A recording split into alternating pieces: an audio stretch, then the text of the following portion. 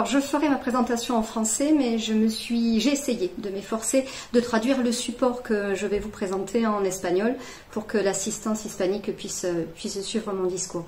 Donc je suis Fanny Linière et en fait je suis entrepreneur de conseil. Ça fait 25 ans que je forme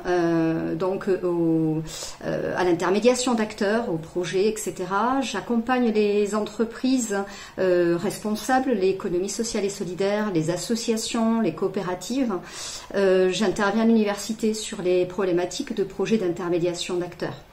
Je suis également investie dans des bureaux d'associations en tant qu'administrateur ou administratrice, voilà. Et je me forme régulièrement. Oui, je suis issue de Paul Valéry en sciences humaines et économiques et sociales. Le sujet que je vous présente aujourd'hui, en fait, il vient du fait que je suis à Montpellier, que je vis dans une ville où on déborde, en fait, on ne sait plus où mettre les gens, il y a des bouchons extraordinaires. Et à contrario, j'ai mes racines dans les Pyrénées-Orientales, un territoire qui se dévitalise.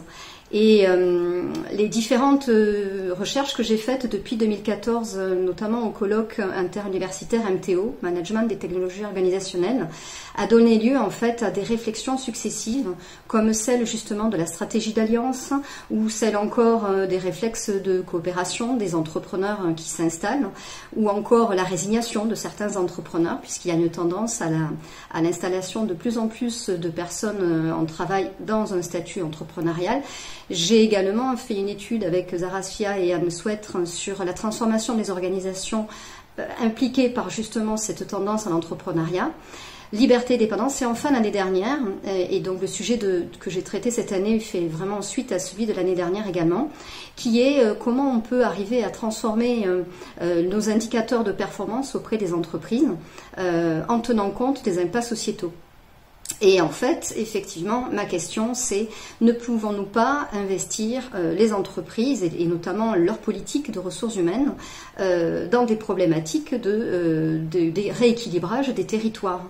Parce que effectivement, quand on vit à Montpellier et qu'on voit pour une énième fois un grand groupe qui installe ses collaborateurs en télétravail, avec un management digital en ville, où on ne peut plus circuler, où les conditions de vie sont pas top, alors qu'à contrario, il y a des territoires de montagne qui se désertifient, on se dit, mais quelle est la logique? Donc le thème de cette année autour justement de TIC, sur justement cette complexité avec le digital, tout mon questionnement, c'est comment on va arriver à convaincre des grandes entreprises à faire le choix d'installer leur flex office, comme ça s'appelle, mais en montagne, et quels seraient en fait les arguments pour les y convaincre? Est-ce que ça va être le bien-être au travail? Est-ce que c'est le sujet de la revitalisation de territoire, pourquoi pas? Ou est-ce que c'est un argument économique? Pour ce faire, j'ai exploré ce que les chercheurs en sociologie, en économie, en géographie ont fait, et ça m'a posé mon cadre. Alors notamment le cadre de la définition du territoire. En fait, quand on parle de territoire, on parle de quoi? Alors j'ai noté effectivement chez Thierry Pacaud que le territoire n'était pas forcément qu'un périmètre administratif, mais que c'était les gens qui y vivaient, qui délimitaient ces valeurs de territoire, les valeurs géographiques, dit-il, de ceux qui y vivent. Lise Vieira a noté notamment que le territoire est polysémique. Il y a plusieurs concepts qui font le territoire, ils sont sociologiques, ils sont d'ordre politique, informationnel. Donc c'est beaucoup plus complexe qu'on pourrait l'imaginer sur le simple base du territoire. Au niveau du partenariat, puisqu'il s'agit effectivement, dans mon idée, de créer une relation partenariale entre des acteurs de montagne et des acteurs de ville. Donc le sujet du partenariat est un sujet que j'ai exploré notamment auprès d'André Thor, où j'ai compris que la notion de l'agir ensemble fait référence en fait à la rencontre des connaissances et des savoirs. Donc ça part de là où on commence à faire ensemble.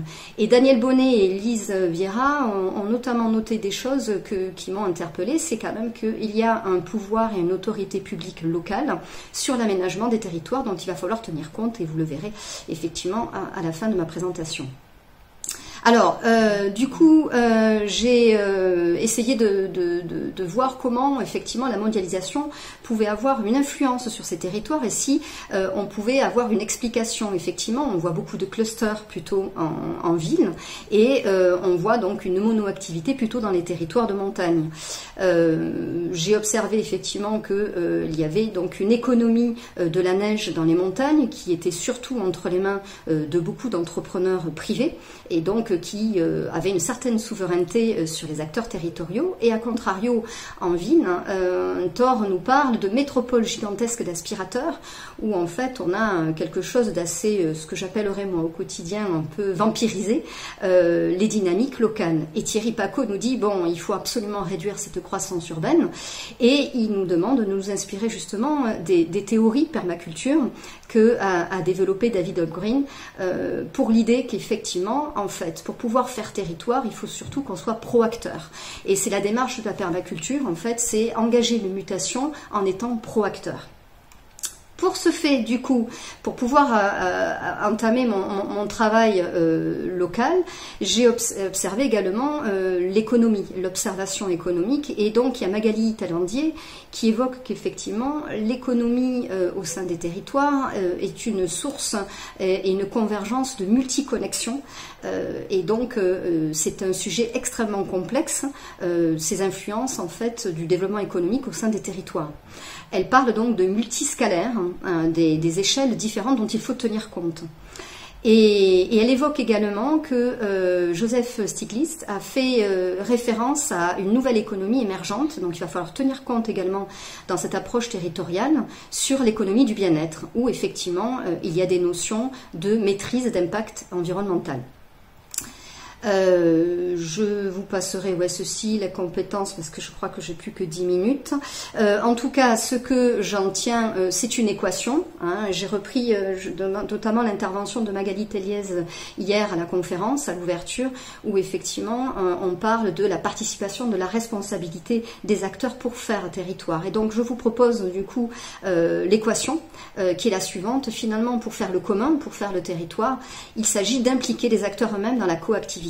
Et c'est de là qu'est parti en fait mon terrain de recherche sur le territoire. J'ai essayé d'activer en fait différents acteurs en ville comme en montagne pour être coacteurs. Pour ce faire, j'ai pris un projet concret, une projection, puisqu'il faut que ce soit concret dans ce que j'ai pu lire par ailleurs.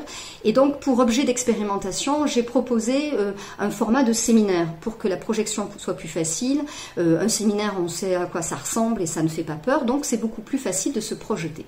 Donc, un séminaire et avec des critères économiques, puisque l'année dernière, mon sujet a mis en évidence qu'il fallait quand même des arguments économiques sur ce séminaire. Et donc, il a donné lieu en fait à un séminaire qui s'appelle donc AMI, comme en fait les collaborateurs s'investissent dans des actions en montagne à impact social. Donc voilà, donc d'où mon sujet. Alors pour ce faire, j'ai rencontré 19 acteurs, des acteurs au préalable donc qui connaissaient déjà les dynamiques territoriales et qui ont une vue, on va dire, un peu extérieure, ni en montagne, en Pyrénées-Orientales, ni en métropole montpelliéraine, donc plus objective. Et j'ai obtenu des feux verts en me disant qu'effectivement ce sujet était d'actualité et que ça portait tout son sens. J'ai rencontré également des acteurs sur le territoire, à la fois des entrepreneurs locaux qui peuvent être susceptibles d'être prestataires pour ce séminaire et donc d'être rémunérés pour animer une partie du séminaire, et puis des représentants de l'autorité publique également pour voir comment ils perçoivent cette idée d'installation en fait de collaborateurs dans des flex-office de montagne. Et puis j'ai rencontré également donc des grands groupes, des représentants de grands groupes, pour savoir si cette idée les intéressait. Donc comme je suis à 9 minutes, je vous passerai les verbatims que j'aurai loisir à vous partager. Il y a eu des choses très intéressantes qui ont conforté et qui m'ont permis d'avancer sur différentes réflexions. Et notamment donc les grandes entreprises à service public qui évoquent qu'effectivement, la RSE fait partie de leur public, de leur priorité politique, et donc le séminaire est tout à fait entendable. Par contre, les grandes entreprises d'économie de marché, hein, l'économie marchande, bon, mettent un iota. Leur hiatus, c'est attention, est-ce qu'il y a une rentabilité dans cette histoire? Est-ce que si je mobilise 10 collaborateurs, je ne vais pas perdre en performance économique? Ou encore, bon, il faudrait quand même que ce séminaire soit spécifiquement sur un secteur d'activité dans lequel nous intervenons nous-mêmes. Bon, voilà, je ne vais pas m'étaler là-dessus. Alors, qu'est-ce qu'on remarque en fait lorsqu'on est sur le terrain? C'est qu'il faut des référentiels économiques, et ça c'est indétrônable, c'est ce que j'explique, que ce soit des communes ou des territoires d'intercommunalité, que ce soit des entreprises susceptibles d'être prestataires, ou encore celles qui seraient susceptibles de consommer ce séminaire, toutes me font référence à une notion économique. Et je partage avec vous un verbatim qui m'a remise un peu à ma place et qui a recentré mon discours. Mais enfin, Madame Linière, je ne comprends pas, que vendez-vous? Pom, pom, pom, pom. Donc du coup, nous avons recentré notre prise de parole et nous avons guidé un peu plus d'entretien. Et nous avons réaffirmé notre rôle économique. Et donc, on les a plus interpellés sur le rôle, donc, est-ce qu'on vous interpelle en tant que vendeur ou est-ce qu'on vous interpelle en tant qu'acheteur? Et du coup, les suites des entretiens se sont beaucoup mieux déroulées. Donc là, je vous passe en fait la structuration des entretiens qui ont suivi. Alors, du coup, nous avons argumenté sur les KPI de ces impacts sociétaux que permettait donc le séminaire pour les interlocuteurs acheteurs de ce séminaire. Hein. Et donc, on en a noté 3, donc le soutien à l'activité économique locale, la qualité de vie au travail et puis la stratégie entrepreneuriale responsable. Concernant le premier, l'idée c'était de mettre en évidence le soutien économique au territoire et pour ce faire, on propose des indicateurs. Hein, c'était ce qu'on avait évoqué avec nos interlocuteurs. On peut mesurer ça avec un budget global investi sur le projet ou le nombre d'emplois créés directement ou indirectement. Pour ce qui concerne la qualité de vie au travail, le bien-être, comment ça se mesure? On propose des indicateurs de pourcentage de turnover ou bien du nombre de démissions, du nombre d'arrêts de travail. On essaie d'être concret et pragmatique. Et puis enfin l'image ou la notoriété vis-à-vis des consommateurs de ces entreprises qui consommeraient du séminaire ou vis-à-vis des collaborateurs susceptibles d'être candidats aussi à intégrer l'équipe. Et donc comme indicateur, l'intensité des relations partenariales, territoriales ou la satisfaction des collaborateurs. Bien. On ne va pas s'étaler là-dessus. En tout cas, là, je vous montre ma grille d'entretien que j'ai mise en place et la technique d'entonnoir où j'ai dû d'abord aborder un discours sur la gouvernance, en fait, le rôle des acteurs que j'avais sur le territoire. Hein. Une fois que j'avais entamé leur rôle sur le territoire et à quel titre je les interpellais, leur rôle économique vis-à-vis de ce séminaire pour voir cette projection, etc., etc. Et ça en entonnoir jusqu'au territoire, voire à l'impact sociétal, on va dire planétaire. Et c'est là où j'interpelle là-dessus. Moi, je repense en fait aux 9 limites planétaires qui a été mis au point par le Stockholm Resilience Center, où en fait la logique voudrait que nous partions de ces limites planétaires pour questionner nos modes de fonctionnement et notre organisation, et qu'en fait, pour interpeller les acteurs sur le territoire, il faut faire le cheminement inverse.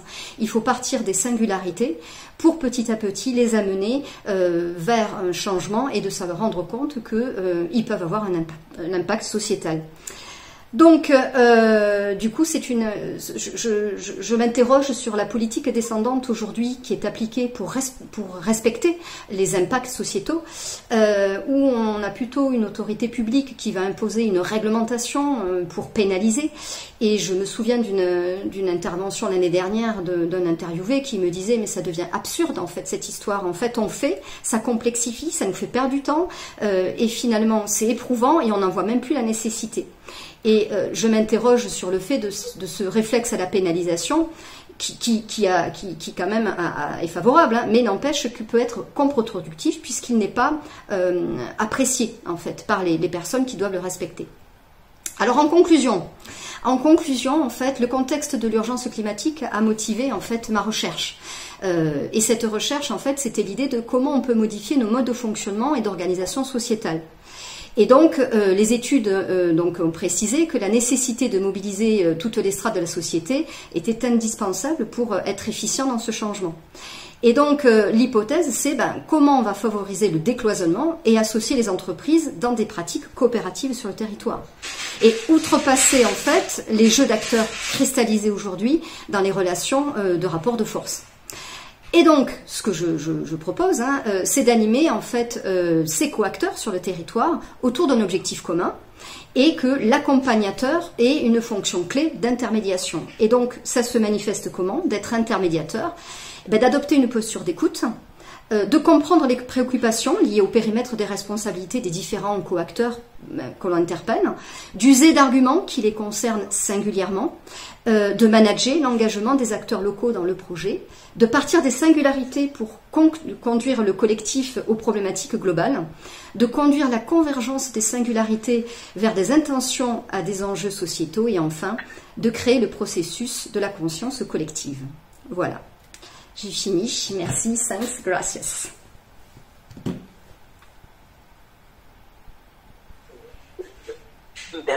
Merci Madame Linière pour votre intervention qui respecte à la perfection le temps de parole. On va passer maintenant à un temps de questions. Bon, merci beaucoup. Désolée. Fanny, tu m'entends? Oui, je t'entends, bien sûr. Oui, Fanny. Oui. Lise, je ne sais pas si tu me vois non plus, mais on ne sait plus si, trop. Je t'aperçois. Voilà, on voulait te remercier pour ton intervention qui confirme ce que tu nous as déjà présenté et qui augure de débats ultérieurs. On voit plein de croisements possibles avec ce qui s'est déjà dit et ce que l'on va partager encore. Donc, c'est pour te dire que ce thème-là nous paraît tout à fait d'actualité et ça nous encourage encore plus dans l'idée d'organiser une sorte de table ronde ou de séminaire ou de quelque chose comme ça qui pourrait nous permettre de continuer à parler de ces questions-là. Voilà. Merci beaucoup. Je ne veux pas mobiliser l'attention plus que ça. Oui, bonjour, Fanny Noblakam. Est-ce que cette idée, enfin, moi j'approuve beaucoup cette idée de partir des singularités. Tout à l'heure, la conférence de Julien évoquait cette question-là. Mais est-ce que ça ne va pas à l'encontre de l'organisation actuelle que l'on observe en termes de communauté, de constitution de communautés de communes? Ou comment ça peut se marier avec ces initiatives publiques? En fait, mon intervention, merci pour la question. Mon intervention, et si on regarde bien la conclusion, c'est de donner des techniques d'animation. Forcément, l'animateur, l'intermédiateur, il a en dimension l'intérêt et l'impact sociétal et l'intérêt de la planète en fait. Mais pour pouvoir mobiliser et avoir un effet mobilisateur, il y a un mode d'action, un mode d'interpellation pour arriver à les mobiliser. On peut pas reprocher je sais pas moi, un restaurateur de se préoccuper de son équilibre budgétaire et de l'équilibre de son activité parce que c'est son gagne-pain. On peut pas reprocher également la même chose à un accompagnateur en montagne. On peut pas reprocher à une commune d'équilibrer ses comptes et de veiller à ce que sa dynamique économique locale fonctionne parce que sans quoi il ne pourra pas gérer. Et en fait, c'est juste ça, l'idée non pas de changer d'échelle et effectivement, il faut que l'on pense global pour changer nos modes d'action, mais pour arriver à être coacteur, il faut que l'intermédiateur, l'animateur en fait, adopte une posture d'écoute, de compréhension et d'amener,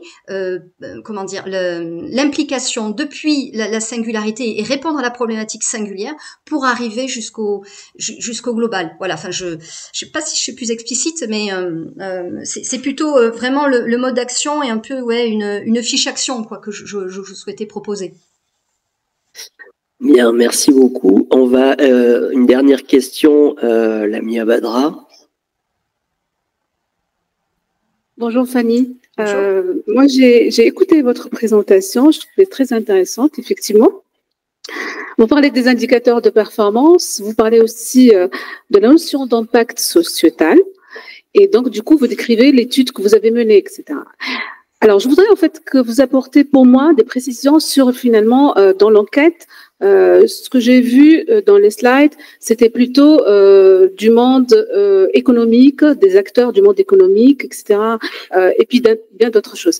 Et je voulais savoir, est-ce que vous avez eu des acteurs de la société civile et aussi des citoyens dans la démarche? Alors, mon sujet en fait, c'était de prendre le contre-pied de ce que je vois depuis ces dernières années quand je participe à des séminaires d'aménagement du territoire.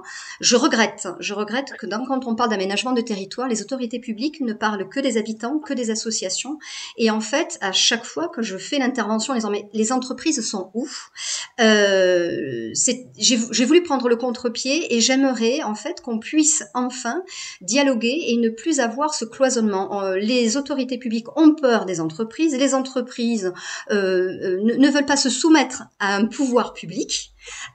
Et donc du coup ça crée une scission, sauf qu'une entreprise qui choisit de s'installer et d'où les faits que j'ai pu vérifier, voilà, un séminaire avec 10 collaborateurs qui viendraient, ça fait de l'hébergement, ça fait de la restauration, ça fait un accompagnateur en montagne, un formateur en développement durable local, etc.